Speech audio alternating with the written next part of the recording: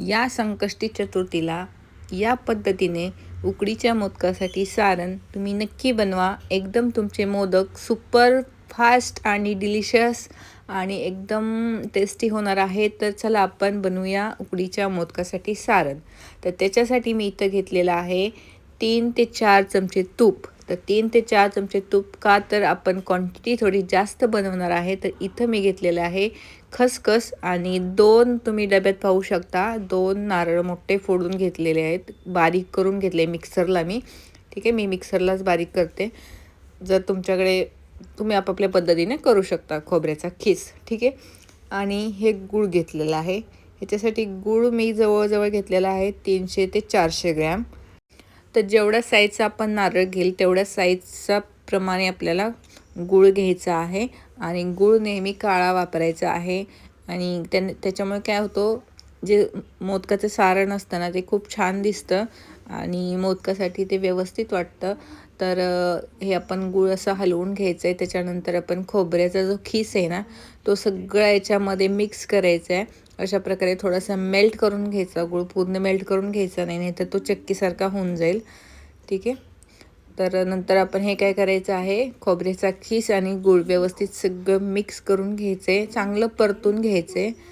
ठीक आहे, लगेच आपण हे बंद करणार नाही, तर 4-5 मिनटं आपण कंटिन्यू हलवत राहायचं आहे. पूर्ण गूळ आणि खोबरं एकसारखं दिसलं पाहिजे आणि खोबऱ्यामध्ये तो गुळाचा जो रस आहे ना तो सगळा त्याच्यामध्ये गेला पाहिजे, तोपर्यंत हलवत राहायचं आहे.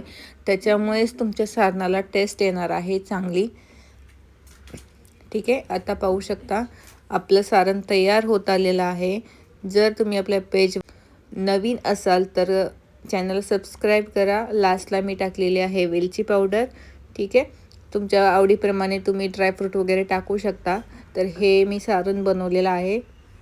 तर मला उकडीच्या मोदकाची ऑर्डर होती, त्याच्यामुळे हे सारण मी तयार केलेलं आहे.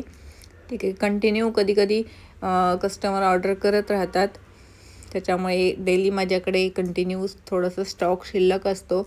आणि इथं मला ऑर्डर्स होती मोदकची, म्हणून मी हे सारण बनवलेलं आहे. जवळजवळ 21 मोदकाची ऑर्डर होती. तर त्याच्यासाठी हे सारण आपण तयार केलेलं आहे. तर तुम्ही जर आपल्या पेजवर नवीन असाल तर त्याच्यावरती मी सगळे व्हिडिओज अपलोड केलेले आहेत, सारण कसं करायचं. आता हा एक आहे सारण कसं करायचं, मोदक कसे करायचे आणि मोदकाची उकड कशी काढायची, ते पण आपण एक व्हिडिओ शेअर केलेला आहे. तर तो नक्की बघा तुम्ही आपल्या यूट्यूब चॅनलवरती.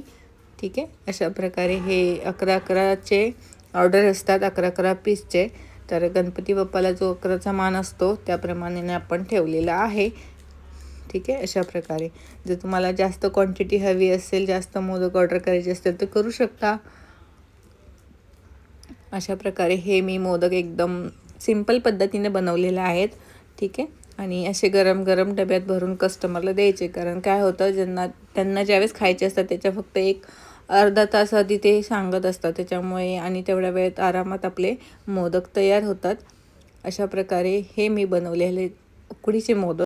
आणि हे मी प्लॅस्टिकच्या डब्यामध्ये हे सिल्वर फॉईल टाकून त्याच्यामध्ये पॅक करून देते, जेणेकरून कस्टमरपर्यंत जाईपर्यंत ते एकदम गरम राहतील.